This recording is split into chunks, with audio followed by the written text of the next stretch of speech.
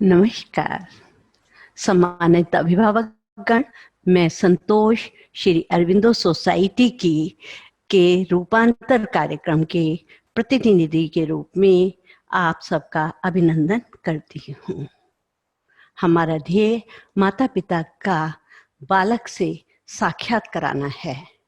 हम चाहते हैं कि माता पिता उस तरह से अपने बच्चे की परवरिश करें जिससे कि वह एक सुयोग्य व्यक्तित्व का निर्माता हो। माँ का नाम बच्चे के साथ क्यों जुड़ जाता है? अगर हम सोचें कि माँ का नाम बच्चे के साथ क्यों जुड़ता है, क्योंकि माँ का संबंध बालक से पूर्ण स्पष्ट है। क्योंकि माँ का संबंध बालक से पूर्ण रूप से स्पष्ट है। पिता के विषय में तो ऐसा नहीं कहा जा सकता, परंतु माता तो स्पष्ट रूप से दिखती है कि ये बच्चे की जन्मदात्री है। इसलिए सर्टिफिकेट वगैरह में भी माँ का नाम ही जोड़ा जाता है, उसमें लिखना अनिवार्य। पहले तो केवल पिता का नाम लिखा जाता था क्योंकि हमारा पितृसत्तात्मक समाज था, परंतु अब मातृ सत्तात्मक भी है, यानी अवेयरनेस बहुत आ गई है। माता और पिता को समान दर्जा दिया जाने लगा।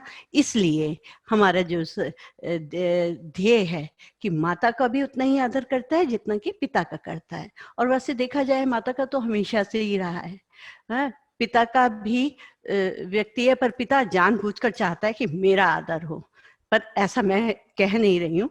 ये तो एक साधारण एक मनोविनोद के कारण, इससे एक विनोद का कारण ऐसा कहा गया है। तो व्यक्तित्व निर्माण गर्भावस्था काल से ही प्रारंभ हो जाता है। जैसा कि मैंने आपको कल बताया, तो अगर माता गर्भावस्था के समय में ही बच्चे का उचित रूप से पालन पोषण करती है अपनी मानसिकता के साथ और उसके शारीरिक क्रियाओं के द्वारा उसके पोषण का ध्यान रखती है, तो देखा जाए तो बच्चे के व्यक्तित्व निर्माण की आधी प्रक्रिया तो पूरी ही हो गई। तो आइए, और अगर इन जिम्मेदारियों को वो बखूबी नहीं निभाती, तो जैसा कि मैंने कल बताया कि उसे संपूर्ण जीवन पछताना पड़ता है। इस बात को इस विषय के गर्भावस्था काल के पोषण के विषय में, मानसिक विचारधारा के बारे में हमारे शास्त्र, पुराण, यहाँ तक कि साइंस तक भी इस बात को भली भांति मानती है कि ये एक विचार नहीं बल्कि एक सिद्धांत है। यदि माता गर्भावस्था में अपने बच्चे का पूर्ण तैयारी के साथ जन्म देती है तो उसका व्यक्तित्व का विकास बहुत ही अच्छा होता है।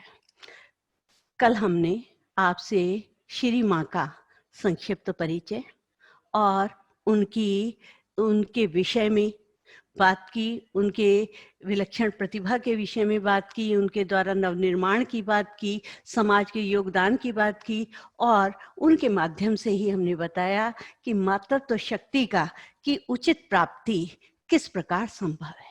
मातृत्व शक्ति हमें किस प्रकार से प्राप्त होती है, उसकी प्राप्ति हमें किस माध्यम से, किस प्रकार से प्राप्त होती है, इसी बात को हम लोग कह रहे हैं। आइए अब हम बात करते हैं उस प्रसव उपरांत नवीन शिशु की, जो एक मुस्कान लेकर, मुस्कान की अवस्था के साथ हमारे यहाँ आ रहा है। घर में उसको देखकर सब कौतूहल से युक्त हो गए हैं। सब चाहते हैं कि देखें कैसा है, कैसा है। तो कोई कह रहा है कि इसकी तो नाक मुझ पर गई है, कोई कह रहा है इसके होठ मुझ पर गए हैं, कोई कह रहा है इसकी आंखें मेरे पर गई हैं, कोई कहता है गर्दन इस पर गई है, तो कोई कहता है अरे मेरे ऊपर कान है, कोई कहता है हाथ है, कोई कहता है पैर है। मतलब सब उससे समरूपता बनाने की कोशिश कर रहे हैं। और दादी कह रही हैं कि जो है देखो देखो इसकी उंगलियां कितनी लंबी हैं, ये तो बड़ा होकर बहुत योग्य चित्रकार बनेगा। दादा कह रहे हैं देखिए इसके तो माथे पर अभी भी इस तरह की लकीरें हैं कि ये आध्यात्मिक प्रवृत्ति का बालक बनेगा। इस तरह के आते ही उसके प्रति एक उल्लास का, आह्लाद का वातावरण बन जाता है। घर में कहीं पर ढोलक बज रही है, ढोलक की थाप दी जा रही है, उसमें जच्चा, सोहर, बधाइयाँ, इस तरह का गाया जा रहा है। गिफ्ट पर गिफ्ट दिए जा रहे हैं, किसी कहीं से आ रहे हैं तो कहीं से जा रहे हैं। तो आखिर क्यों? सिर्फ एक उस मातृत्व को परिपुष्ट बनाने के लिए, एक मातृत्व की गरिमा को पुष्ट करते हुए, मातृत्व को के सुखद अनुभूति के लिए, माँ के अंदर सुखद अनुभूति के लिए, पिता के लिए के अंदर एक सुखद अनुभूति डालने के लिए ऐसा किया जाता है। चलिए, गर्भावस्था व्यक्तित्व निर्माण की सबसे पहली प्रक्रिया थी। अब हम व्यक्तित्व के विकास में, बालक के विकास में, व्यक्तित्व मतलब बालक के विकास, बालक के व्यक्तित्व के विकास में दूसरी प्रक्रिया पर आते हैं, और वो प्रक्रिया है, वो विकास की अवस्था है शैशवावस्था, जिसके लिए सब इतने लालायित थे, जितने प्रसन्न थे, उसके लिए, जिसको कि मैं कह रही हूँ कि मुस्कान का काल है। कल हम शिशु अवस्था को वैसे तो जन्म से लेकर 5 वर्ष के अंत तक होती है, 6 वर्ष का प्रारंभ हो जाता है, परंतु देखा जाए तो इसको हम 2 भागों में बांट सकते हैं। प्रारंभ में जन्म से लेकर 3 वर्ष की पूर्व शैशवावस्था, और 3 वर्ष के बाद लगभग 5 वर्ष तक की उत्तर शैशवावस्था।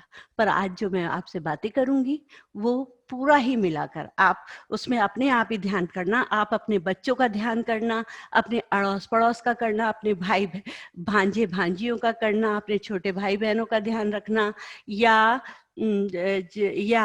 अपने भतीजे भतीजियों का ध्यान रखना। तो आपके अंदर अंदर सारी की सारी बातें आप उससे जुड़ते चले जाएंगे।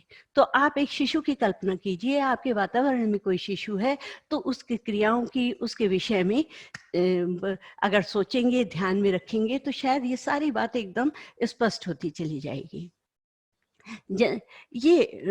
ये देखा जाए तो ये शैशवावस्था सीखने का आदर्श काल है। इस समय बच्चा इतनी तेजी से सीखता है, हर चीजें एकदम पकड़ता है। आप आश्चर्य करते हैं कि ये कैसे समझ गया, अरे ये बात तो मैंने तब कही थी, पर इसे तो आज तक याद है, इसने जैसे मैंने चीज उठाकर रखी इसने वैसे ही किया। तो ये एक सीखने का आदर्श काल है, और ये एक अपीली या खतरनाक काल भी है, क्योंकि इसमें बचपन अपील करता है। और खतरनाक काल क्यों? क्योंकि शैशवावस्था में, प्रारंभिक शैशवावस्था में, पूर्व शैशवावस्था में बालक इतना कमजोर और इतना इन्फेक्शन ना लगे, इस तरह का एक मतलब बहुत ही नाजुक अवस्था होती है, जिसमें कि हमको लगता है कि कहीं इसको इन्फेक्शन ना हो जाए। उस सबको बचाने के लिए अज्ञानता के कारण कभी कभी उनकी मृत्यु भी हो जाती है, इसलिए इसको एक खतरनाक काल भी कहा गया है। और ये जो है, ये सारा का सारा एक भावी जीवन का निर्माण का काल है, कि भविष्य जो है इसी पर निर्धारित होता है। 4-5 वर्षों में बालक वो बन जाता है जो उसका पूरा व्यक्तित्व आगे चलकर, जो उसका भावी जीवन का निर्धारण का समय ये आपका शैशवावस्था पर ही निर्भर करता है। अतार्किक चिंतन की अवस्था होती है। इस समय बच्चा जो है बिना सोचे समझे, क्योंकि बुद्धि का तो पूरी तरह से विकास हुआ नहीं है, बुद्धि तो बहुत कम है, परंतु मानसिक विकास हो रहा है। तो क्या है, वो तर्क नहीं कर पाता, करता है काम, पर उसके अंदर एक अतार्किक दृष्टिकोण से ही वो कार्य करता है, उसके अंदर अतार्किक चिंतन की अवस्था होती है। जीवन का एक महत्वपूर्ण काल है, जैसा कि मैं बता रही हूँ कि जीवन की आधारशिला है, जीवन का निर्माण है, जीवन के एक व्यक्तित्व का पूरा निर्माण होता है। तो एक ये महत्वपूर्ण काल है, जैसे कि जो भी कुछ इस समय होगा, तो वो सब उसके व्यक्तित्व में दिखाई देगा। बड़े होकर के जो उसका व्यक्तित्व का निर्माण होने वाला है, वो सारा का सारा इसके उस समय के परिप्रेक्ष्य में हमें ज्ञात हो जाता है। देखा जाए तो से संपूर्ण व्यक्तित्व का इस समय का प्रकटीकरण है। पूरे जब मानव जीवन का जो स्थिति होगी, जब बड़ा होकर के बनेगा, वो पूर्ण व्यक्तित्व उसके अंदर प्रकट हो जाता है। और ये इसका जो मानसिक विकास है, मानसिक स्थिति इसकी 3 वर्ष तक पूर्ण हो जाती है। ये भावी जीवन की आधारशिला है। जैसा कि मैंने बताया कि भावी जीवन इसी स्थिति पर टिका हुआ है। इसके अंदर अनुकरण द्वारा सीखने की अवस्था होती है। ये खिलौने का काल है ये, और संस्कारों के निर्माण का काल है। इसलिए बालक की उसको पिछले 20वीं शताब्दी को, यानी इससे पहली वाली शताब्दी को बालक की शताब्दी नाम दिया गया था, क्योंकि सब लोगों के अंदर जब इसके का अच्छे प्रकार से मनोवैज्ञानिक ढंग से इसका अन्वेषण किया गया, शोध किए गए, तो ज्ञात हुआ कि बालक तो सब कुछ इसी अवस्था में सीख लेता है। जो उसका व्यक्तित्व का विकास है वो अधिकांश रूप से लगभग समझो 50% इसका मानसिक विकास उसी समय हो जाता है। तो ये तो सबसे महत्वपूर्ण काल है। तो हमें बालकों के, शिशुओं पर ही सबसे अधिक ध्यान देना चाहिए। तो क्या हुआ कि चारों तरफ, अन्य देशों में तो था ही, हमारे देश में भी बालकों पर विशेष ध्यान दिया गया, जिस पर ये इतनी सारी जैसे मॉन्टेसरी पद्धति और भी कई सारी पद्धति जो थी, नर्सरी, प्री नर्सरी, ये सारी की सारी इस बात को ध्यान में रखकर ही शिक्षा की पद्धतियां बनाई गई, जिससे कि बालक का, हम शिशु का भले प्रकार विकास कर सकें। पढ़ाई इसकी उम्र से पहले, औपचारिक रूप की शिक्षा, औपचारिक शिक्षा से पहले भी हम उसकी शिक्षा का पूरा प्रबंध कर सकें, क्योंकि वो इतनी तेजी से सीखता है।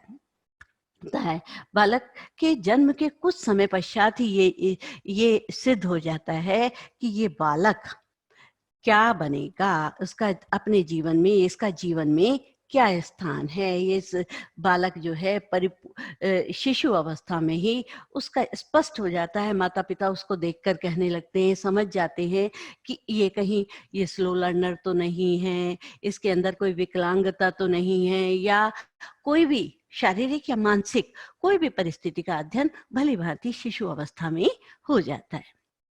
अब आइए इन्हीं सारी बातों के आधार पर हम इसका की विशेषताओं के विषय में बात करते हैं। सबसे पहली विशेषता है जीवन का आधार। ये शैशवावस्था हमारे जीवन का आधार होती है, क्योंकि ये व्यक्तित्व निर्धारण की आयु है। व्यक्तित्व निर्धारित इसी के माध्यम से होता है, भावी जीवन को ये प्रभावित करने वाला है। इसलिए इसमें निर्देशन और निरीक्षण की आवश्यकता होती है कि माता पिता को चाहिए कि वो इसका भली प्रकार निर्देशन करें और भली प्रकार उसका निरीक्षण करें, उसके प्रत्येक व्यवहार का समुचित निरीक्षण हो। तो वो क्या होगा कि बच्चे के व्यक्तित्व विकास में सहायक हो जाएगा। शारीरिक और मानसिक विकास में वृद्धि, तीव्र गति से वृद्धि। तो वो क्या करता है कि इसके शारीरिक विकास में तो तेजी से वृद्धि होती है, उसकी ज्ञानेंद्रियां, कर्मेंद्रियां, उसके मांसपेशियां और आंतरिक अंगों का भली प्रकार तेजी से विकास होता है। उधर मानसिक विकास को अगर हम देखें तो 50% विकास, उसका मानसिक विकास इस समय हो गया होता है, यानी कि जन्म से 5 वर्ष के अंत तक उसका पूरी तरह मानसिक विकास हो गया होता है। इसके अतिरिक्त सीखने की दृष्टि से महत्वपूर्ण, ये सीखने की दृष्टि से बहुत महत्वपूर्ण है। बच्चा 6 वर्ष की आयु तक इतना कुछ सीख जाता है जो आगे चल करके 6 वर्ष की 12 साल की आयु में या 18 साल की आयु में भी नहीं सीख पाता, जो कि इन 6 वर्षों की आयु में उसके अंदर एक छाप अंकित हो जाती है, जो उसके मस्तिष्क में हर वस्तु की, कि बच्चा बचपन में, आप भी अगर ध्यान देंगे तो आपको कोई बचपन की बात ऐसी याद होगी कि आज तक आप उसको ध्यान करते होंगे कि हाँ, एक बार पिताजी ने मुझे ऐसे पीट दिया था, मम्मी ने मुझे ऐसे कहा था, उसके आधार पर मैं अपने मम्मी का विश्लेषण करता हूँ। तो इस तरह की बातें आपके अंदर आ जाती हैं। तो यानी कि उस अवस्था में ही आपके अंदर एक छाप अंकित हो जाती है। तभी तो आप वर्णमाला नहीं भूलते, आप गिनती नहीं भूलते, सवाल नहीं भूलते, जोड़ गुणा भाग नहीं भूलते, क्योंकि उस समय ही आपने उनको सीखा था और धीरे धीरे वो आपके जीवन की शैली में बनते चले गए और आपकी उसके माध्यम से ही उन चीजों पर पकड़ मजबूत होती चली गई। अब कहा जाए तो ये इसमें जिज्ञासा की प्रबलता होती है। आप बच्चों को देखो, आप बच्चे को साथ लेकर जाओ कहीं, सारे रास्ते वो क्या करता रहेगा, ये क्या है पापा, ये क्या है मम्मी, ये क्या है, ये क्या चीज है, इसको क्या कहते हैं। और अपने उसको अगर खिलौने दे दो तो उसे तोड़ फोड़ कर खूब अच्छी तरह से उसको, जब तक वो उसका ऑपरेशन भली भांति नहीं कर लेता तब तक उसको नहीं छोड़ता। कारण उसकी जिज्ञासा प्रवृत्ति, उसके अंदर इतनी जिज्ञासा की प्रवृत्ति होती है कि वो कौतूहल से तरह तरह से, ये जैसे कि इस तरह की बातें कहेगा कि चंद्रमा रात में क्यों उगता है, तो ये दिन में क्यों नहीं आता, या ये कौवा काला ही क्यों होता है, ये क्या है पापा, क्या है। किसी भी चीज को देख करके, चाहे आप उसे भली भांति, कई बार क्या होता है, कई माता पिता क्या करते हैं, उसको डांट देते हैं, झिड़क देते हैं, अरे मुझे नहीं पता, मेरा दिमाग मत खा।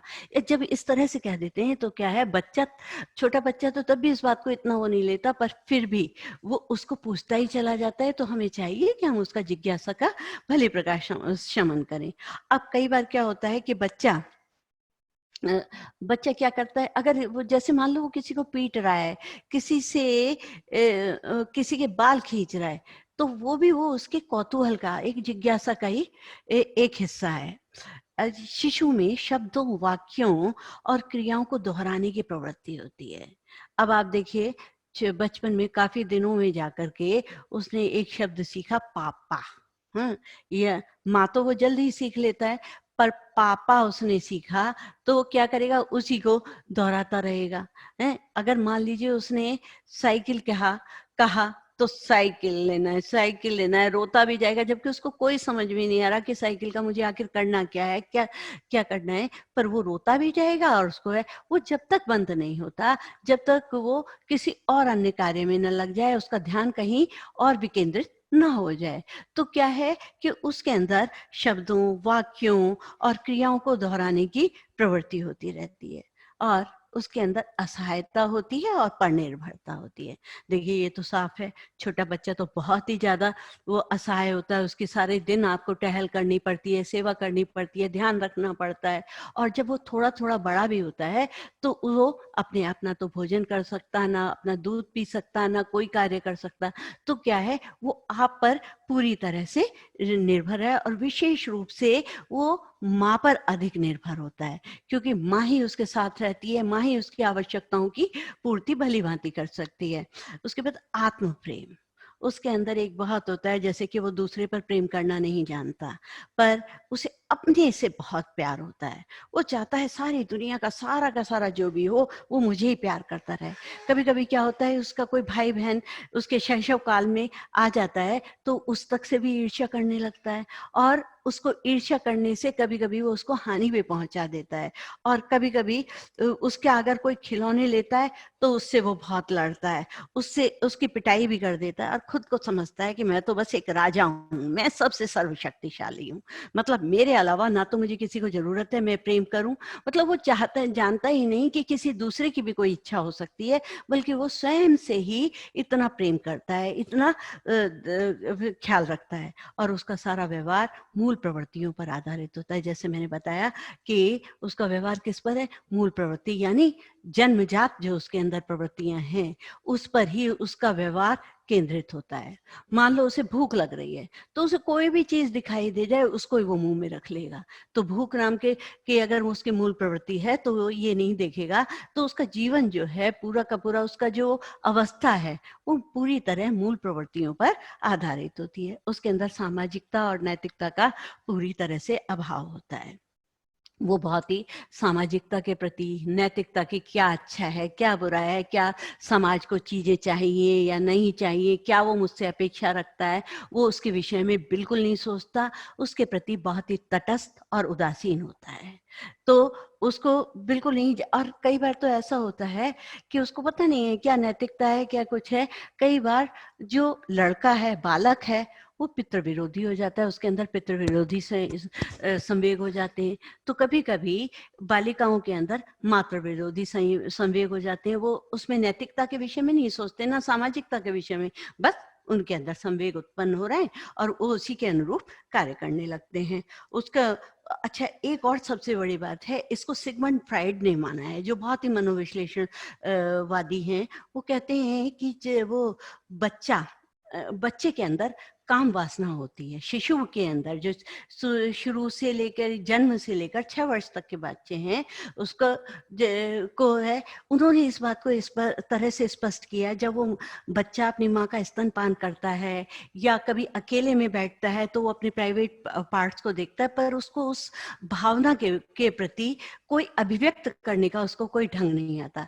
तो उसके अंदर जो काम वासना है, काम की इच्छा है, काम भावना की जो इच्छा है वो ही उसके अंदर लक्षित होती है, यानी कि प्रकृति उसको प्रारंभ से ही इस भावना के उत्पत्ति करा देती है। और कल्पना की सजीवता, कल्पना तो बच्चा सोचता तो नहीं है, बुद्धि से तो सोचता नहीं है, हमेशा जो सारी चीजें देखता है सब करता है तो वो सोचता है ये तो बहुत सरल है, इसको तो मैं ही कर सकता हूँ।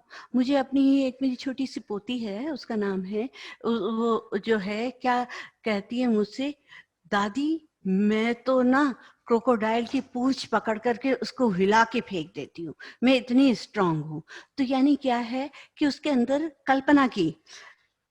कल्पना की सजीवता होती है, वो उसमें सच और झूठ में कोई अंतर नहीं करती। उसके लिए नैतिकता तो है नहीं, इसलिए इसको कई बार झूठ बोलने का समय भी कहा जाता है कि बच्चा इतना कल्पनाओं में डूबता रहता है, इतना है, तो उसके अंदर एक सत्य और असत्य में भेद तो कर नहीं पाता, क्योंकि नैतिक स्तर उसका कुछ है नहीं, सामाजिक स्तर उसका कुछ नहीं है, बस उसकी कल्पनाएं हैं कि मैं ऐसा कर सकता हूँ, तो उसे हर चीज संभव नजर आती है, उसको कुछ भी असंभव नजर नहीं आता। अब क्या है, सामाजिक भाव, कई बार इसमें सामाजिक भावना का विकास भी होता है। जैसे जैसे बच्चा थोड़ा बड़ा होता जाता है तो वो क्या करता है, अपने छोटे भाई बहन की सुरक्षा करने लगता है, उनके अधिकार भावनाओं की पूर्ति करने लगता है, उनके के साथ अपनी चीजों की साझेदारी भी करने लगता है।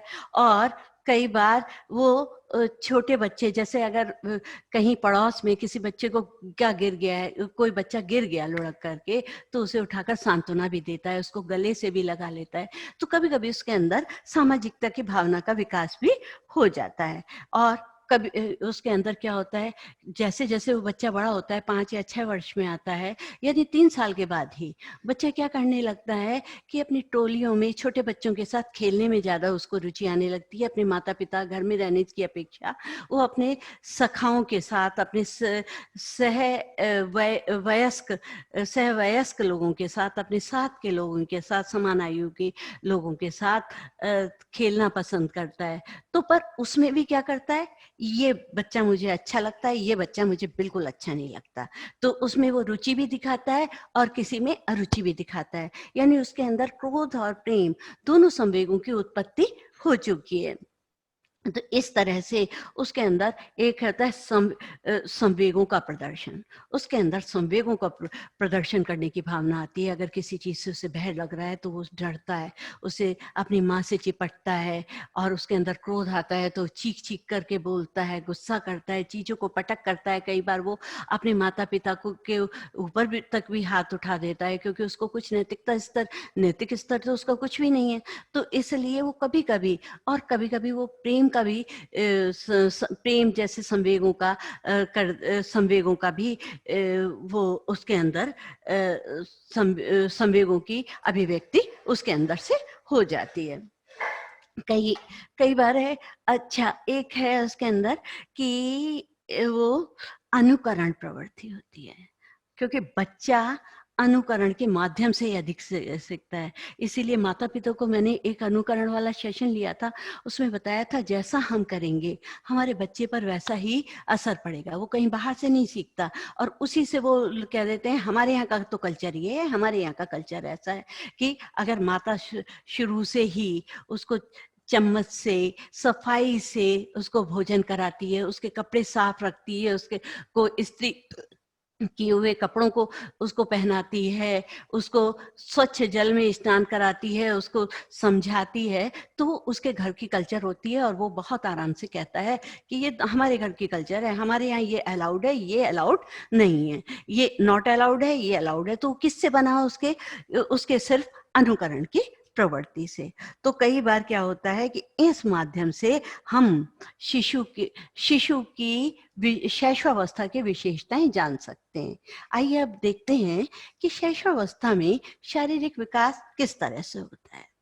एक अभी कुछ दिनों पहले, कुछ समय पहले मेरे पास किसी साइकोलॉजिस्ट से बात हो रही थी। तो उसने मेरे को बताया कि कभी भी जब हम माँ का प्रसव होता है तो उसकी जो अब लिंकन कॉर्ड होती है उसको एकदम काट देते हैं। वो हमें कभी नहीं काटनी चाहिए एकदम। बच्चे को थोड़ी देर, जब वो इस पृथ्वी पर, इस संसार में आ गया है, उसको थोड़ी देर रुकना चाहिए, उसके रोने का इंतजार करना चाहिए।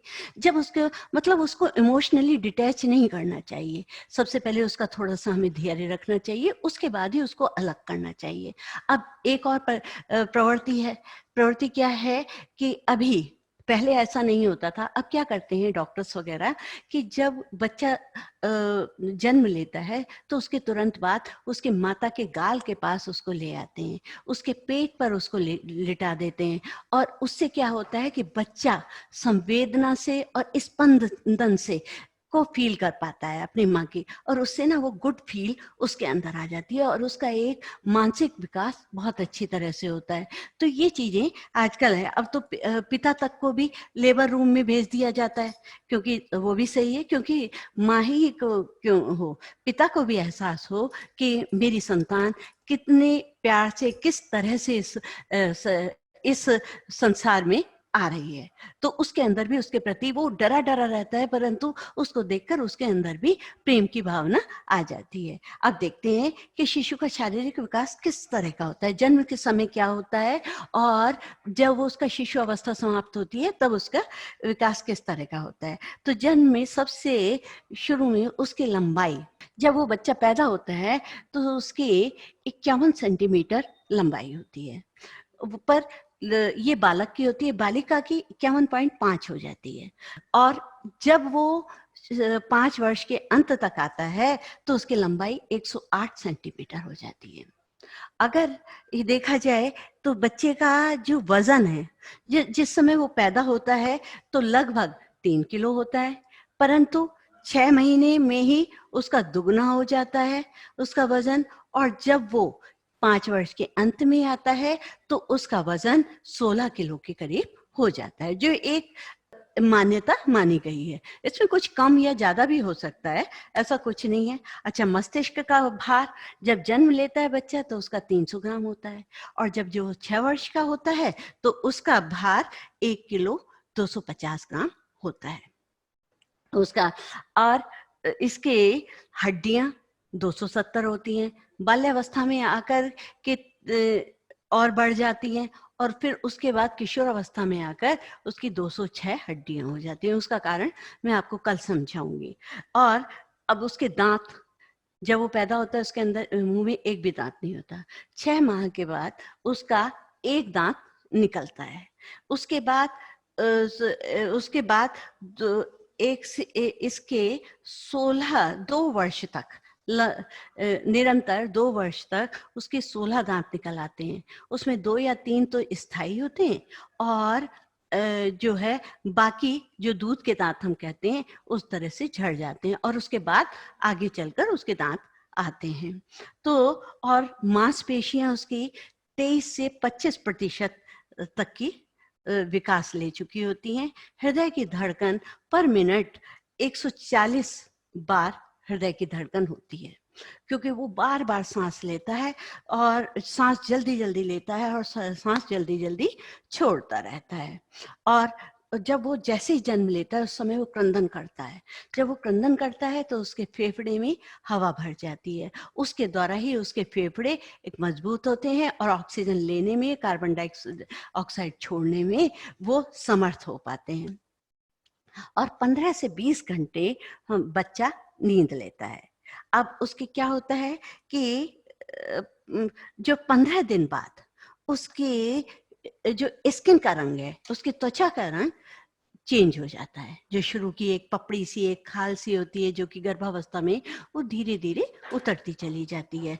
1 माह में बच्चा अपना सिर को उठाने लगता है। तब कहते हैं कि इसका सिर जो है एक सही स्थिति में आने लगा है, उसका कंट्रोल हो गया, मतलब उसकी गर्दन में कंट्रोल हो गया, वो सिर को ऊपर कर पाता है।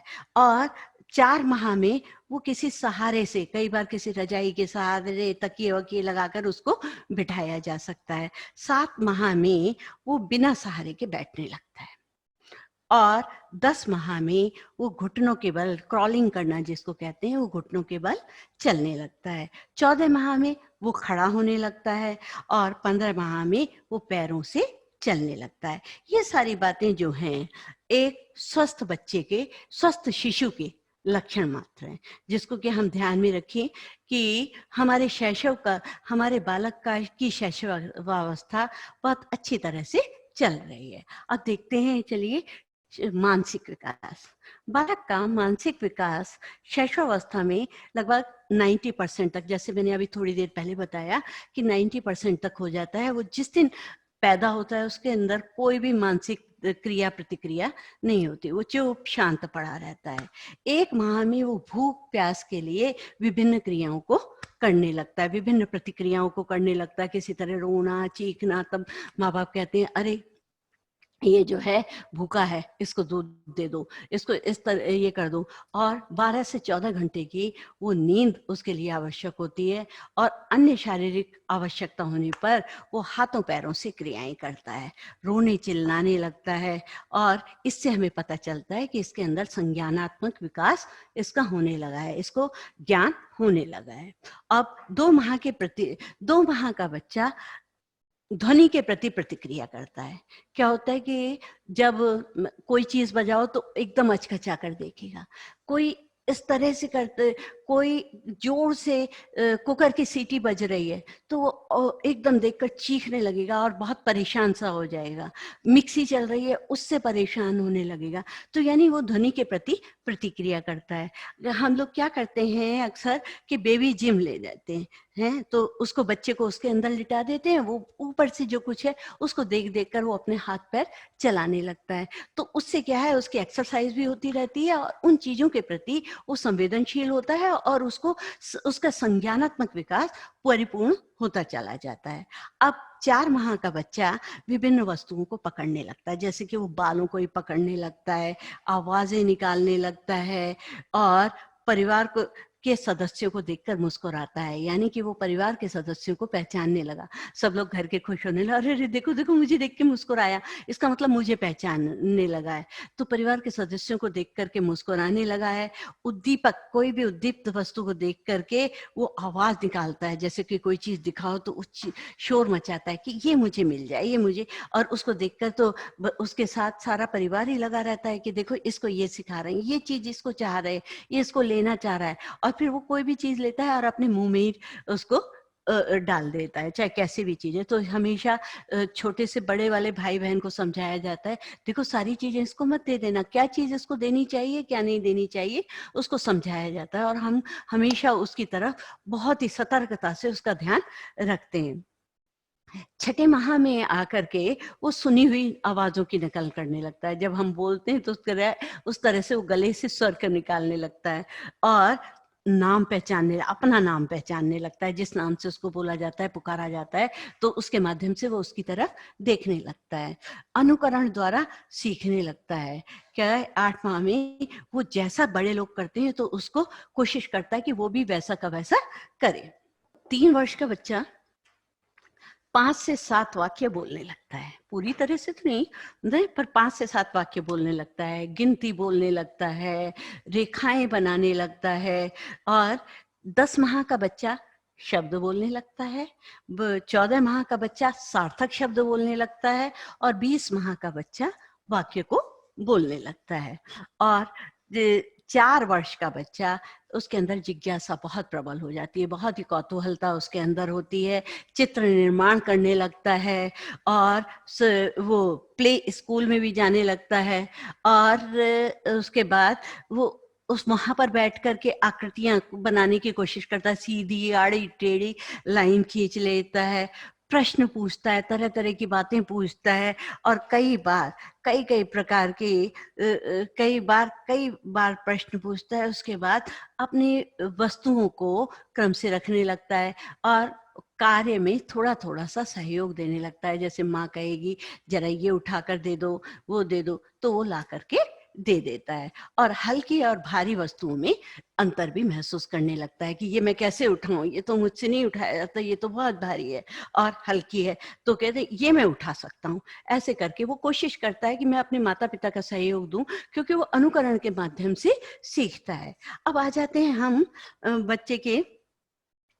अच्छा, एक और है कि 5 से 6 वर्ष का बच्चा 15 से 20 तक गिनती सीख जाता है और व्याकरण की दृष्टि से भी वो वाक्य बोलने लगता है, जैसे कि अ, मैं जाता हूँ या मैं जाती हूँ, वो जा रही हैं, वो खा रही हैं, वो खाता है, वो पीता है। इस तरह व्याकरण की दृष्टि से वो बहुत अच्छी तरह से बातें सीख जाता है और हर क्रम को व्यवस्थित ढंग से रखना सीख जाता है कि ये छोटा है, इससे बड़ा है, इससे बड़ा है। ये सारी की सारी उसके शिशु के मानसिक विकास की अवस्थाएं होती हैं, उसके क्रियाओं का। तो अब आ जाते हैं संवेगात्मक विकास। संवेगों के विषय में तो मैंने आपका एक सेशन लिया है, संवेग किसे कहते हैं। तो संवेगात्मक विकास किस तरह से बालक के अंदर शैशवावस्था में संवेगात्मक विकास किस प्रकार का होता है, तो चलिए देखें। संवेग को क्या कहते हैं? इमोशन। और इमोशन शब्द बना है लैटिन भाषा के इमोविड से, जिसका मतलब होता है गति, आवेग और उत्तेजित दशा। तो बच्चे ऐसे सम प्लस वेग यानी शरीर की गति, मानसिक और शारीरिक गति में अंतर आता है संवेग में।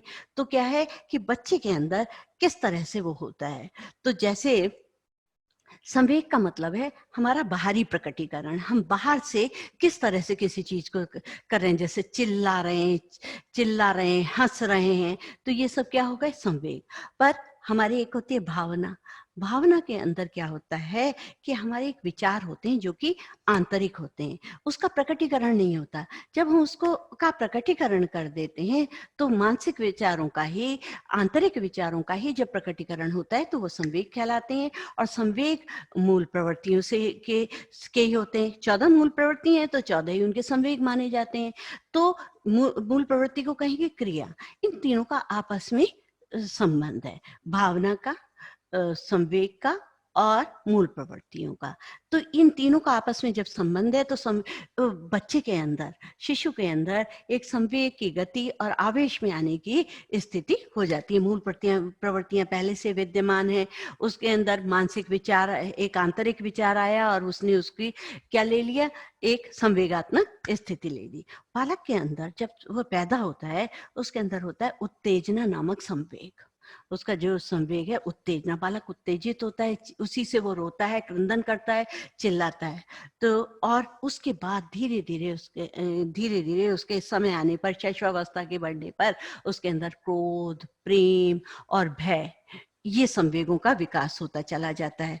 और उस जन्म के समय बहुत तीव्रता होती है इसके अंदर, परंतु धीरे धीरे और उस समय नकारात्मक संवेगों की उपस्थिति ज्यादा होती है। वो नेगेटिविटी से ही अधिक सोचता है, नकारात्मक संवेगों को ही कई अधिकतर अभिव्यक्त करता है, जैसे चीखना, चिल्लाना, खींचना, मारना, पीटना, ये सारी की सारी चीजें उसकी नकारात्मकता से युक्त होती हैं। परंतु जैसे जैसे उसकी अवस्था बढ़ती चली जाती है उसके अंदर कुछ सकारात्मक संवेगों की भी उत्पत्ति होने लगती है, जैसे कि 12 माह के बाद ही इसका हो जाता है, जैसे स्नेह है, उल्लास है। परंतु जो पीछे के जो संवेग में बता रही थी, उत्तेजना, भय, क्रोध, प्रेम, घृणा, वो भी उसके साथ साथ ही चलते रहते हैं। इसका कारण मानसिक विकास तो है, परंतु उसमें जो संवेगों की तीव्रता है उसका कारण क्या है? ये मानसिक विकास तो उसका हो रहा है, परंतु उसकी बुद्धि का नियंत्रण या बुद्धि का जो प्रबंधन है वो उसका कम होता है, क्योंकि उसके अंदर इतनी बुद्धि नहीं होती, इसी कारण वो अतार्किक होता है। तो ये जो है आपके सामने हो गया संवेगात्मक विकास। अब हम आते हैं उसके सामाजिक विकास के अंतर्गत कि उसका सामाजिक विकास किस तरह का होता है। तो सबसे पहले हम समझ लें सामाजिक गुण किसे कहते हैं। सामाजिक गुण उन्हें कहते हैं जो मान्य व्यवहारों को अपनाना, जो हमारे समाज जिन व्यवहारों को मान्यता देता है उनको जो हम अपनाते हैं तो वही उसका सामाजिक अधिगम कहलाता है, सामाजिक रूप से सीखना कहलाता है। अब बच्चे के लिए तो ना मान्य का कोई अर्थ होता है ना अमान्य का अर्थ होता है। वो क्या करता है कि उसके वो उन सबके प्रति उदासीन रहता है, तटस्थ रहता है, शून्य अवस्था में होता है। अगर उसके साथ कोई आता है, परिचित बात करता है, तो जरूरी नहीं होता ना कि वो उससे, वो तो हम ही कहते रहते बेटा प्रणाम करो, बेटे नमस्कार करो, उनको अंकल को बोलो, अंकल को पानी देना चाहिए या कुछ, ये तो हम करते हैं। परंतु बच्चा जो है इस सबसे उदासीन और तटस्थ होता है। जब कोई बात करने लगता है, तो जब बच्चों से कोई बात पूछी जाती है या कुछ है, तो वो उस बात का उत्तर नहीं देगा, क्योंकि सामाजिक विकास तो उसका हुआ नहीं है। वो और अनर्गल बातें करता रहेगा, दुनिया भर की बातें करता रहेगा। वो समझता है ये मेरी बात को भली भांति समझ रहे हैं, और हम उसको आनंदित होते रहते हैं। हम खुद भी उसकी बातों में, जैसे वो अगर तोतला बोलता है तो हम भी तोतला बोलने लगते हैं, और उसके अनुकरण हम भी उसके साथ साथ काफी कुछ चीजें सीखते चले जाते हैं। तो वो जो है उसकी बातें तो भी। अब मानसिक विकास में उसके सामाजिक गुण किस प्रकार से उसके अंदर आते हैं, कैसी कैसी अवस्थाओं से आती हैं, आइए आज इस समय उसके बारे में बात करें। 3 माह का बच्चा माँ को पहचानने लगता है। इससे पूर्व से नहीं है, उसको गंध तो उसको आकर्षित करती है, उसकी तरफ वो जाता है, उसके प्रति अनुक्रिया करता है, परंतु भली भांति जो पहचानता है वो 3 माह का बच्चा हो जाता है, तब पहचानता है। 4 माह का बच्चा अभिभावक को देखकर हंसता है, उसके चेहरे पर मुस्कुराहट आने लगती है। उनको जब उसके जो भी उसके ज्यादा संपर्क में रहता है उसको अच्छी तरह से पहचानने लगता है।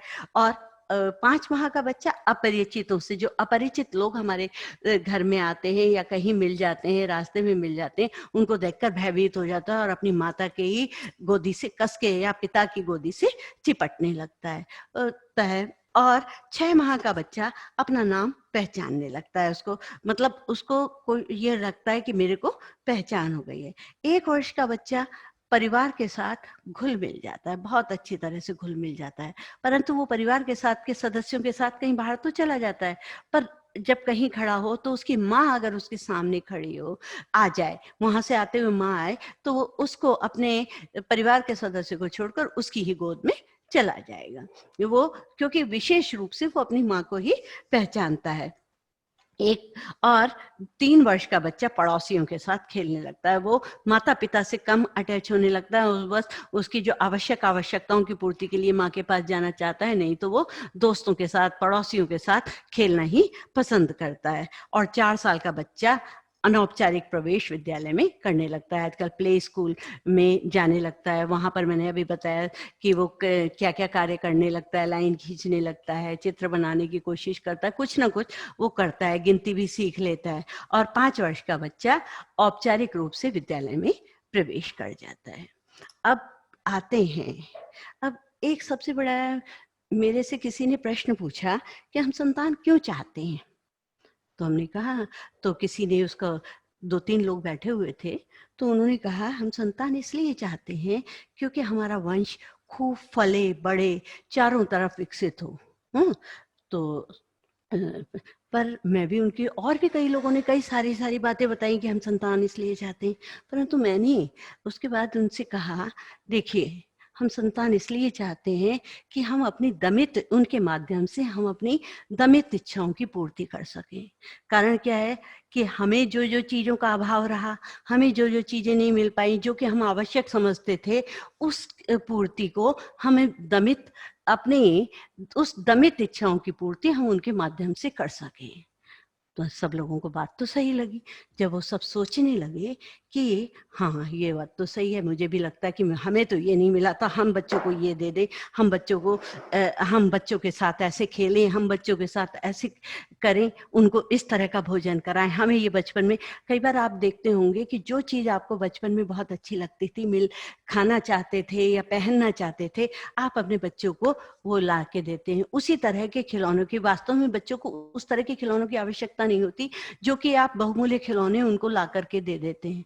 तो अब आप कसमसाते रह जाते हैं, हाय हमारे साथ तो ऐसा नहीं हुआ, हमारे साथ तो ऐसा नहीं हुआ। अभी मुझे कलाम साहब की एक बात याद आ रही है, अबुल कलाम जी की, कि क्या क्या खोया है इस पर विचार करने की अपेक्षा क्या क्या पाना है उस पर विचार करें। हम बच्चों के माध्यम से किन बातों को प्राप्त कर सकते हैं, तो आइए हम देखें शैशवावस्था में हम उनके साथ कैसे व्यवहार करें, किस तरह के उनको वातावरण दें जिससे कि उनका एक सही जो बहुत ही महत्वपूर्ण काल है, मुस्कान का काल है, वो एक अच्छे व्यक्तित्व निर्माण में सुव्यवस्थित हो सके।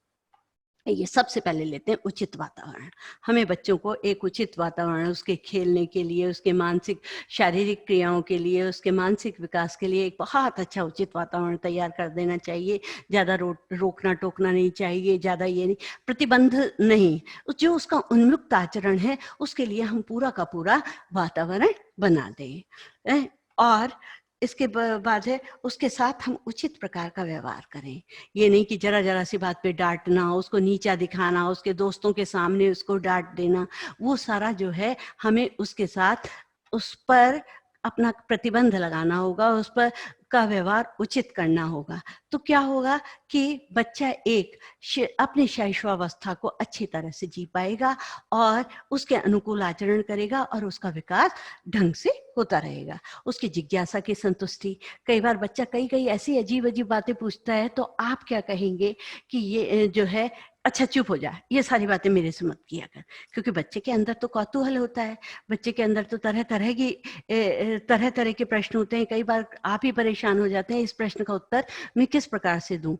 तो उसे थोड़ा-सा समझाएँ कि थोड़ा-सा उसके सामने उस जिज्ञासा की पूर्ति की कोशिश करनी सकें। अगर कोई बात वो इस तरह की पूछता है तो उसको उससे बहुत ही सावधानी से, बहुत ही समझदारी से उस बात को टाल जाएँ। पर उसकी जिज्ञासा की पूर्ति पर ये कभी नहीं कहिए, "चल हट, ये बातें मैं नहीं बता सकता तुझे।" या जैसे कई बार वो करता है, "कौवा काला ही क्यों होता है? कौवा न चंद्रमा जैसे कि यहाँ पर मिट्टी का रंग ऐसा ही क्यों होता है?"